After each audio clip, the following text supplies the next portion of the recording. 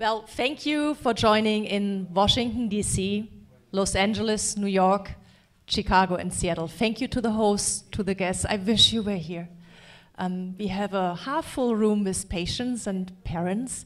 We are very grateful to have you. If at any point in time you want to donate and you are online, thank you for joining us online, please go to our website, humanityfunds.com.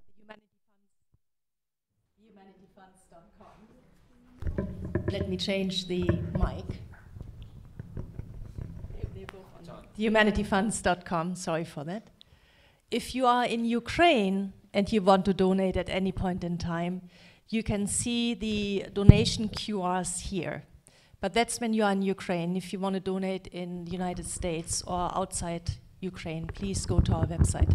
I'm Silke Johnstone, the CEO of the Humanity Funds. And we have a very rich program with a lot of kids who are very excited to be here. So I'll turn it over now to Ambassador Craig Johnstone, who also happens to be my husband. And he will introduce the team of Ohmatdit and some children. And then we will start the program with a very special guest. Thank you again for joining us. Well, thank you, Silke. And it's my great pleasure and my honor, quite frankly, to introduce first and foremost the director of the Children's Hospital, Ohmatdit, here, a man of enormous talent, a sportsman, a magnificent administrator, and a person of deep compassion. It's a real pleasure. Vladimir Zhovnir. I'll never get it right, in any case. And he, beside him, is Natalia Lukyanova, followed by Eugen Vember. Yes. And finally, Anastasia Maheramova. Somewhat like that. Okay. And if I could take that microphone from you. Yes. Thank you. And finally, I would like my last task of this part. I would like to introduce you to Sofia, who is going to introduce our cellist. Thank you, Ambassador Craig. We have a very special guest for everyone here and in the USA, a famous cellist, Mr. Colin Carr, who is going to play Prelude from the Suite number 3 in C major by Sebastian Bach. Very good.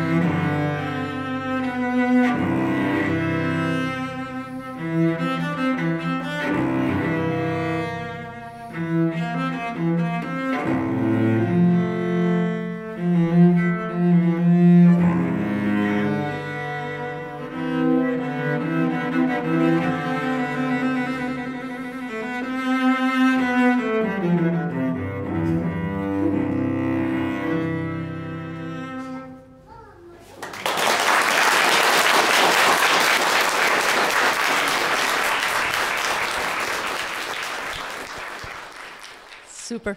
Thank you. It's really beautiful. This is Anya, by the way. Anya has lost her parents, so she is an orphan and is being treated here at the hospital. So now we come to a really, really nice presentation from the director of the hospital, Vladimir.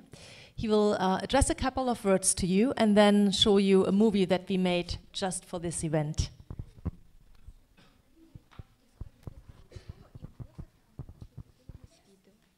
Okay.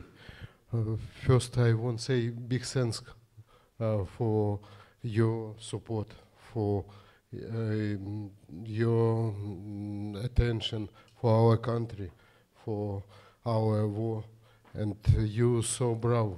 You second time coming to our hospital, and today Mr. Carr play here music, and I special take my white coat because it's not only concerts, it's treatment for our soul, for our children, for our psychological status. Thank you so much. Thank you that you stay in our hospital. Thank you that you stay with Ukraine. Thank you. And now you will see a small movie, small presentation. Please turn on TV set.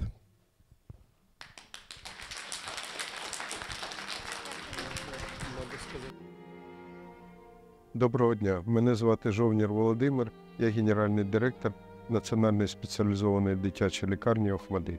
Якщо брати транскрипцію, це охорона материнства та дитинства. Ми надаємо допомогу, починаючи від звичайної педіатрії, а закінчуючи не такими складними патологіями, як орфанні хворі. Ми робимо найскладніші операції, ми робимо трансплантації нирок, трансплантацію печінок. Ми мріємо зробити трансплантацію кишечника, ми мріємо зробити трансплантацію легень тим дітям, які цього потребують. Зараз ми знаходимося в новому корпусі номер 1, який збудований недавно, який має дуже комфортні умови перебування. Але в цілому тут дуже багато старих корпусів, застройки 1890-х років і радянських років. Ці корпуси потребують ремонту, іноді капітального. Ми робимо все можливе, щоб наші діти перебували в найкращих умовах. Робимо так, щоб тут були зручні палати. Робимо так останнім часом, щоб тут були зручні бомбосховища, щоб в бомбосховищах були умови для перебування пацієнтів і надання допомоги. Під час війни ми не зупинилися, ми залишились на місці. Наш колектив вирішив, що ми нікуди не їдемо, що ми залишаємось тут і робимо все можливе для того, щоб діти, родини, мами мали змогу отримати допомогу навіть під обстрілами, навіть під розривами ракет, навіть під кулеметними чергами. Перші дні наш заклад був обстріляний з кулеметів. Наступні дні вікна нашого закладу були вибиті від вибухів ракет. Але ми не зупинялися. Навіть в бомбосховищах ми надавали допомогу. Ми давали шанс дітям, які страждали від орфанних захворювань. Ми робили медичну евакуацію. Разом з нашими друзями, з нашими партнерами ми робили все можливе, щоб кожна людина, яка перебуває в Києві або в його передмісті, під час бойових дій отримала допомогу, якщо вона її потребує. Якщо поранена дитина, це означає, що батько чи мати поранені. Це означає, що будівля зруйнована. Це означає, що нема куди повернутися. Це означає, що втрачена можливість працювати. І ми стараємось працювати комплексно. Не тільки вилікувати тіло, не тільки допомогти психологічно, а ще дати змогу соціалізуватися, прийти в нормальний режим життя, знайти нову роботу для родини, знайти можливість надавати допомогу. І я дякую нашим партнерам, які допомагають нам не зупинятися і навіть розвиватися. Навіть під час військових дій робити органні трансплантації. Навіть під час військових дій надавати допомогу хворим, які мають онкогематологічні захворювання. і робити трансплантацію кісткового мозку, не дивлячись на те, що літаки зараз над Україною не літають, робити доставку кісткового мозку. Наразі прямо зараз ми розбудовуємо реабілітаційний басейн. Прямо зараз ми відновлюємо відділення реабілітації для дітей, які отримали військову травму. Прямо зараз ми робимо все можливе, щоб лор-відділення отримало нове приміщення і обладнання. І це вкрай важливо, бо дуже багато дітей мають проблеми, які напряму пов'язані з тим, що Росія розпочала війну. Ohmatdit – це лідер, це флагман української педіатрії, української медицини. Дякую вам за те, що ви не зупиняєте, за те, що ви допомагаєте нам перемагати, за те, що ви допомагаєте нам побудувати майбутнє України. І я хочу завершити свій спіч тими словами, які я кажу завжди. Слава Україні! Слава героям! Слава справжнім нашим друзям, які допомагають Україні вистояти і бути переможцями.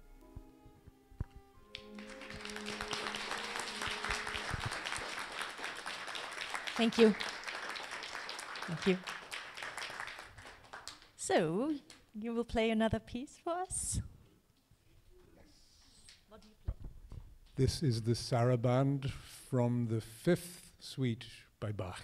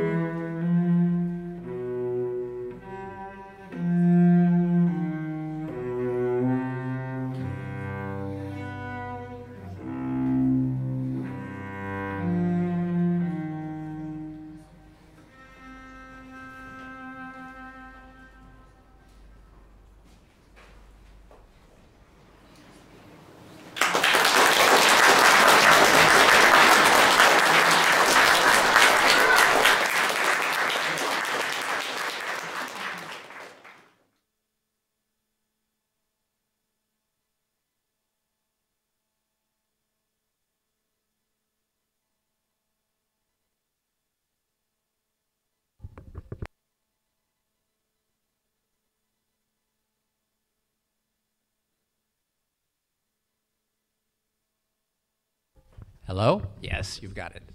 There we are. Thank you, and thank you. It was a beautiful piece. It's, yeah, the kind of thing that I wish I could hear at night just as I'm ready to go to bed. Very, very nice. We've been here before, that is to say, those of us in the Humanity Funds, this is not our first visit to Ukraine. On the contrary, on a previous visit, we did visit the hospital. We went all the way through it, and we're just moved by the sheer difficulty of trying to operate in a wartime situation. You know, grocery carts sitting on the side of new babies' beds so that they could be moved immediately to the air raid shelters. Just a whole host of things that have to be done differently as a result of this war. But the main impact doesn't come from all the things you have to do here. The main impact comes from this surge of patients. It's it's incredible that a hospital that has had to deal in the past with a whole range of activities and now has, on top of everything that it still must do, that it has the responsibility for caring for the victims, the children victims of this war.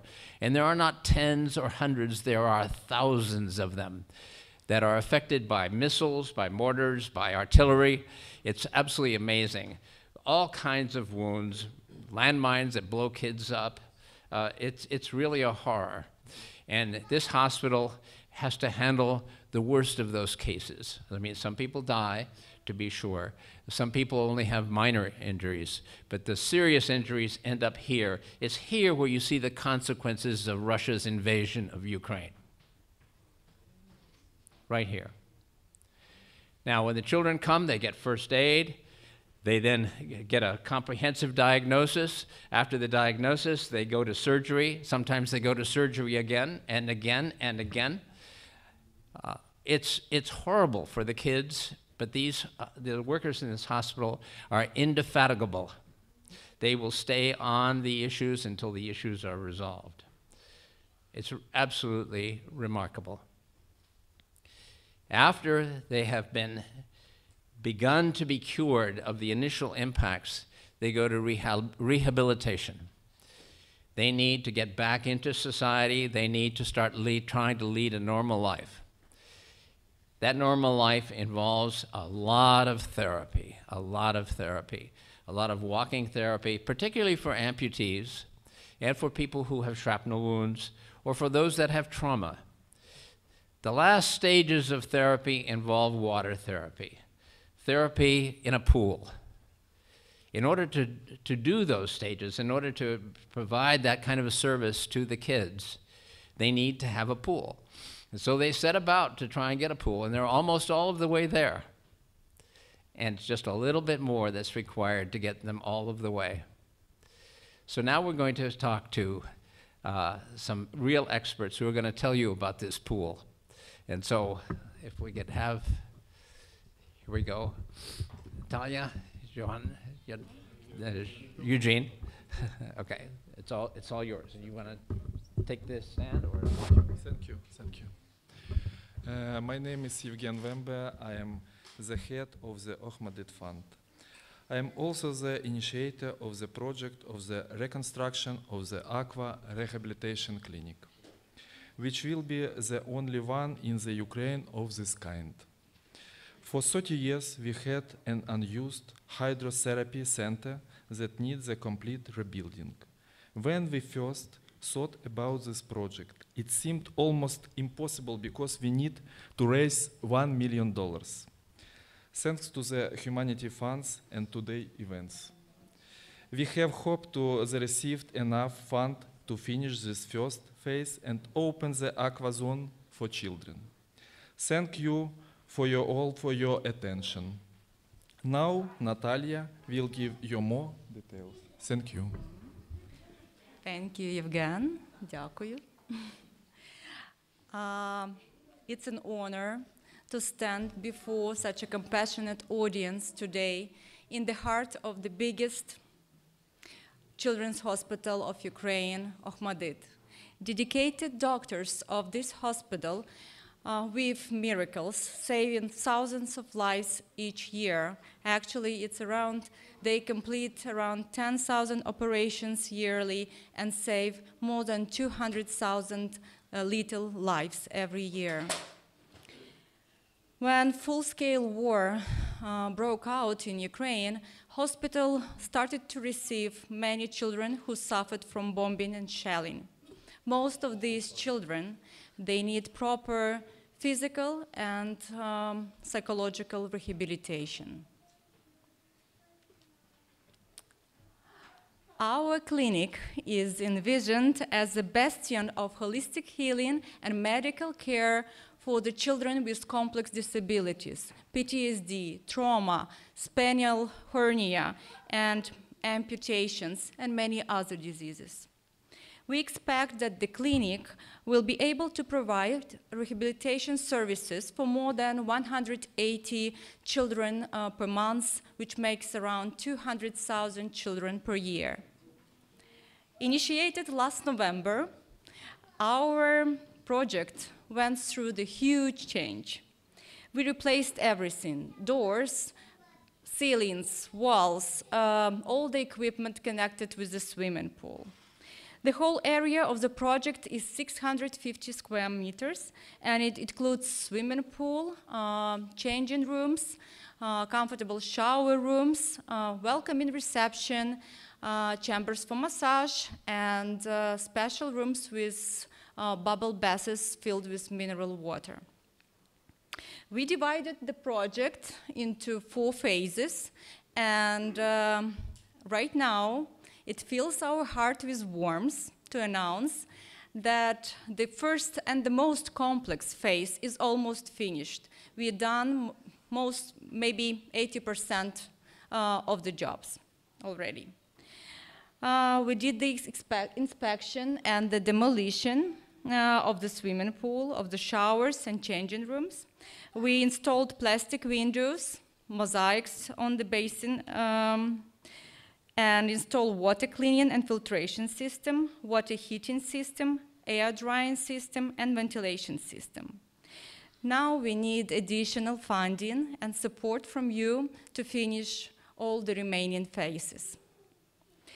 These images encapsulate the essence of our inspiration, the center shimmering with tender smiles of healed hearts of children who step and get the serene rehabilitation in our center. Join our journey. Your presence here today is a testament of your compassion, and it fuels our mission. Thank you for listening and considering how you can contribute to our vital cause. Thank you.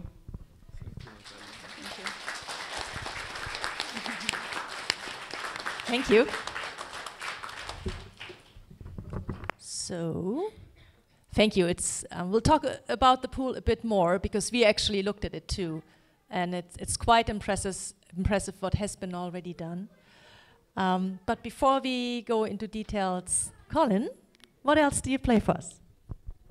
The next piece is another movement from Johann Sebastian Bach Cello Suite number 6, the Allemande.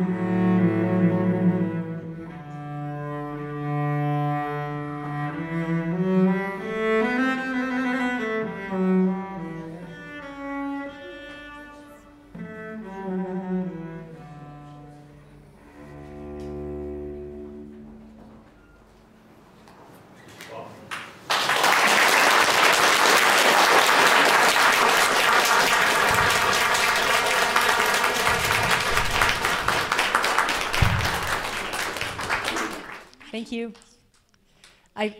For those of you in the United States and online, I wish you were here. It's a very lively place. The kids are right around the corner being treated. They come in and they come out. It's very lively, which is how we wanted it. Right, Colin?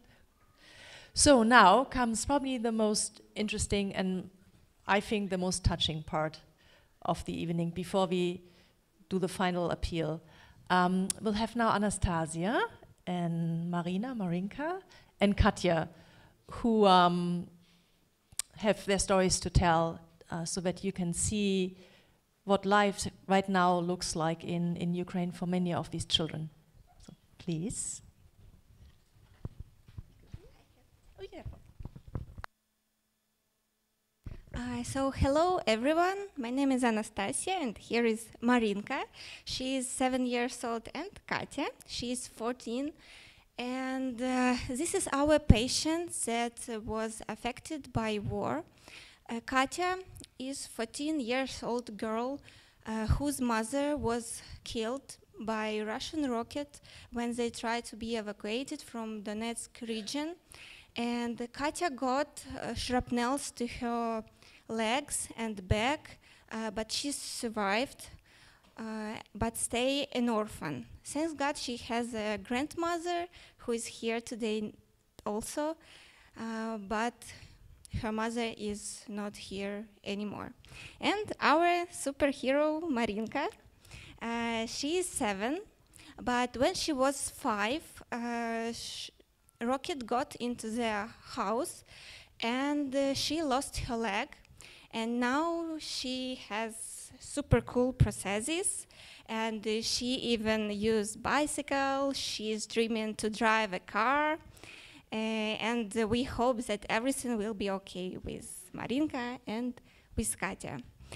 So it's an example of children that was affected by war, that got injuries because of Russian shellings, Russian attacks.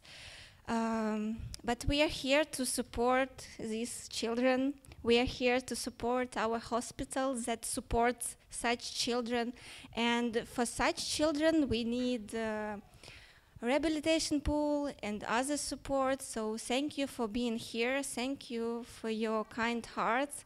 And we are grateful to doctors, to hospital team. We are grateful for all of you who is here now, who came from USA and from other countries support us. It's really meaningful for us. And now we will watch small video about Marinka, about her story. And she's a bit shy, but she said that she wanted to say thank you to all of people who support her. We are together almost 1.5 years. Marinka today with her mother, Natalia, and with her aunt. And they also was our patient. Her mother also got injuries. But thanks God they are alive and they believe that everything will be okay. Yeah? Okay. So let's watch the video.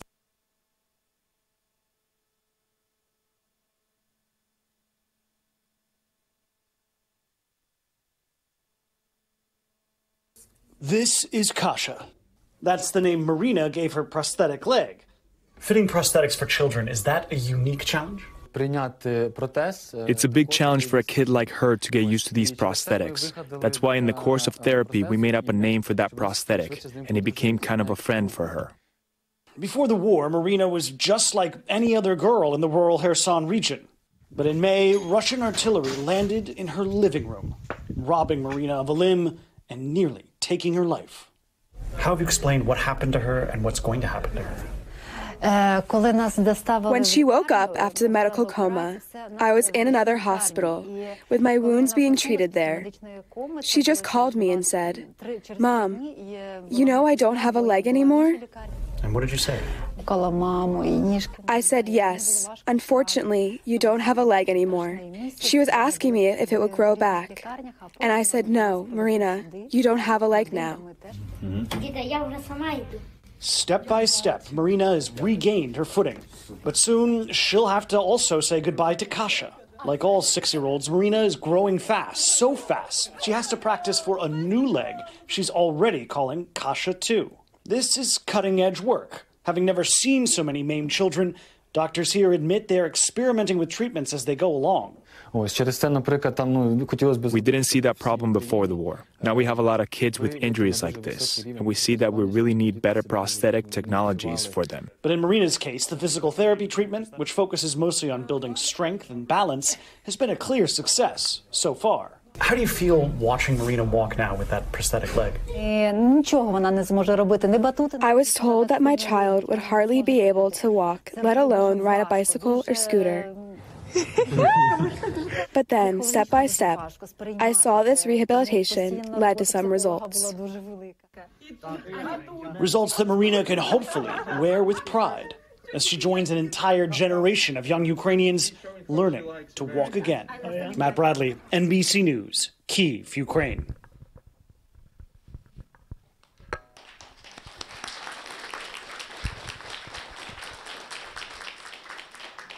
Thank you, Anastasia and Marinka and Katya. It's amazing what you do. So before we sort of wrap it up, we will have another musical piece. another movement from the Sixth Suite by Bach, this time the Sarabanda.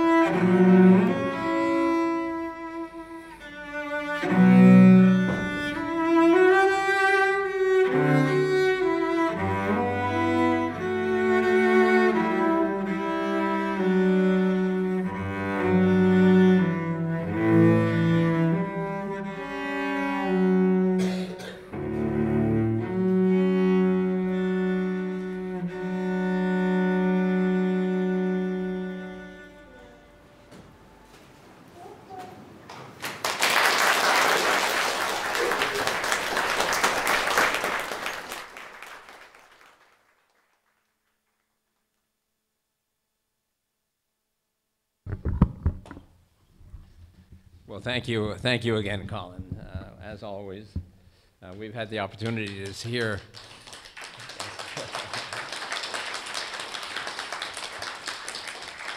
we've heard Colin several times over the last several days, and it's absolutely been magnificent to have him here with us. He's actually a neighbor of ours in the United States, and when Silka proposed to him that he come to Ukraine, I thought he would say, oh, forget it. On the contrary, he said, yes, let's do it. So congratulations on everything you've done. You know, we, Silka and I and our daughter Maxime, watched the news when the Russians invaded Ukraine. And we decided right then and there that we were going to do what we could do to help to alleviate the suffering in this country and do what we could do to help this country win. We want to see peace, but we want to see peace as a result of victory. So we came to Ukraine shortly after the first invasion. We visited places like Bucha, which are still totally demolished. Looks better today. And we went around, we met with the National Police, we met with the prosecutor's office, we met with any number of foundations and charities, and we formed our view as to what needed to be done. And we were motivated by two objectives. One objective was humanitarian. We wanted to do what we could to alleviate the suffering that we saw on that first visit. And we knew we couldn't change it in any fundamental way, but we could do some things that would help some people in Ukraine and thereby make a contribution. The second thing that motivated us, however, may have been even more important. We were motivated by the realization that if Ukraine went under to Soviet expansionism, did I say Soviet? It could have been Soviet, it's Russian expansionism, then it was just the beginning of the problem for our own country. We believe very firmly that the security of Ukraine is tied intimately to the security of the United States and the NATO countries. What Ukraine is fighting here is a fight for all of us in the Western world who cherish freedom. It is an extraordinarily important part of our overall security system. I hear people sometimes say that, well, Ukraine's far away. Ukraine is not so far away. Ukraine is on the edges of NATO. And this isn't the first time that we have seen the Russians out trying to conquer neighboring countries. So our objectives here are those twofold, humanitarian and geostrategic. And we want to do everything that we possibly can to achieve those two objectives. And here, I'll turn it back to Silke for a final comment. Thank you. And I'm just looking at the time, and we are actually ahead of time, which is fantastic, because now I can introduce some of the kids before I make my appeal. So what's your name? My name is Nastya. How old are you? I'm 12 years old. My name is Yura. My name is Camila. My name is Sophia. And there are so many more. София. Marianne. Julia. My name is Kat. These are all patients. The room is Marina. My name is Katya. Loma. Sophia. See, so I would love, if I could, I would love to take you through the whole hospital, but I can't. But you have hopefully get a little bit of the vibe of the hospital, of the work that's done here. You know, when I worked in Boeing, it was crisis after crisis after crisis. This year is much worse. And it's a huge effort for the team to pull this together. It's a long trip to Kyiv. I think Colin was a bit surprised that it takes how many hours? 20 total. So thank you again for coming. This pool. I want to make a really strong point about it because it's the only pool in Ukraine. What you have not seen is how painful it is when you learn how to walk with a prosthetic device. This is hard. What you also have not seen is if you don't do it immediately, these kids will not walk again. So I really would like to make a difference. And you probably by now wonder how much money we need. In order to open the door of this pool, and Marina, so I hear, asks every day, is the pool ready? Is the pool ready? And the answer has been no. In order to open the doors of the pool, in order to make it operational, we need 150,000. Now we will try to, our foundation, to get around 50,000 in our donations that we have so far, but we need more. So please, please be generous. You online, go on our website, thehumanityfunds.com. You in Washington, D.C., in Seattle, in New York, in Chicago, in Los Angeles, please take the donation cards and please give. Please be generous. Christmas is around the corner. A lot of these children will not have a Christmas because they have no place to stay. That's why we heard earlier that the hospital is providing a lot of services, including renting rooms. But if they get a swimming pool at least, they can start the rehabilitation. And it's not only for children who have lost a leg or arm, who really need the pool to get the muscles back and not to be in constant pain. But we have also a lot of children who have trauma, pre-existing conditions. The pool is indeed the best way to treat these children and will treat, if we open it this year, up to 200 children a month. The overall hospital treats 20,000 children a year. It's a huge hospital. I believe it's the biggest one in Central and Eastern Europe. There's no better way to invest your money. So again, please be generous so that we can make this a success. The team here, the hospital team, has put a lot of work into it. The kids are excited. I'm excited. And anybody who gives at least $5,000 will get a plaque at the entrance of the swimming pool with their name. And this swimming pool, I can guarantee you, will last forever. It will be a good swimming pool. I know it, actually. I'm German, and I went down and looked at the pressure and the heating system. That's all done, German companies. I hope they shipped in as well. So it's just putting the tiles on, get the water in, get the windows done. It's not that much anymore. So 150,000. And maybe, I know you have seen it too, maybe you can address a couple of words while you're here from your perspective, what you have seen, Colin. I would offer to hold it, but I'm not allowed. He's very particular about the cello. It's his baby. Thank you, Silke.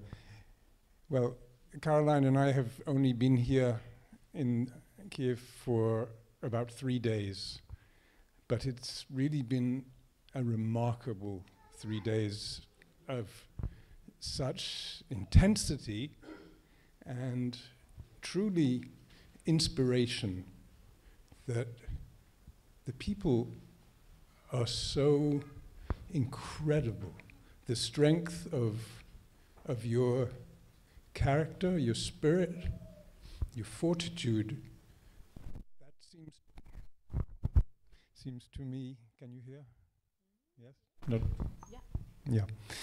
What carries you through, what makes you strong, what gives you the ability to go forward, it's absolutely an inspiration. And now today to see these children, I can hardly stop my tears, because these children who have lost so much, lost parents, lost family, lost friends, and have lost part of themselves, and yet they're here behaving like children. They are what they are. They're such innocent and inspiring people. So that has really been a big, big lesson for us. And the other thing that I've learned is just how important the support of the outside world is for you. We received a welcome like no other. You know, I play concerts all over the world, and I don't get welcomed like I was welcomed here, with this warmth and generosity of spirit, and just the friendliness, and yes, the appreciation and gratitude that it means so much, obviously, to the Ukrainian people to have this support. And that's another lesson, because it feels so right to be here and to just give whatever we can. My words are not very good. I express myself through music, but the music is just my small part of what I can do to help. And what Silke and Craig and Volodymyr and Natalia and Anastasia are all doing is something incredible. And the work that goes on here is truly extraordinary. So all I can do is just to repeat what's been said and hope that more and more people will join and support this truly extraordinary work that's being done.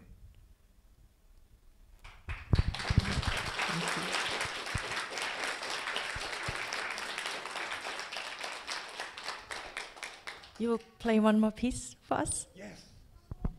Okay, so all the music that I played, or almost all that I played so far, has been rather reflective, somehow deeply introspective and personal, and you might say a little sad.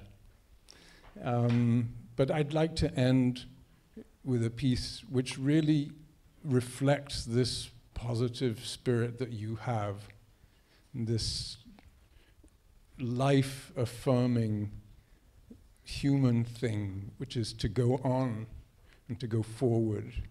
So this is more cheerful, and this is the Gigue from the third suite by Bach.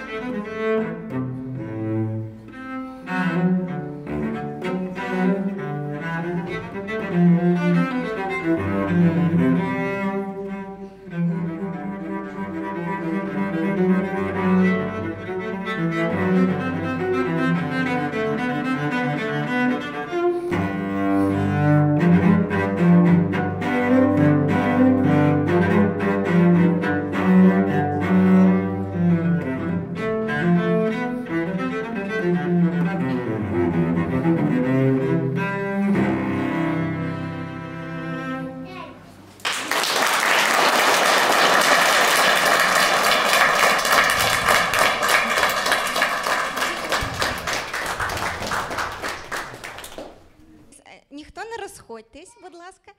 Наші гості, Женечка, можеш бути?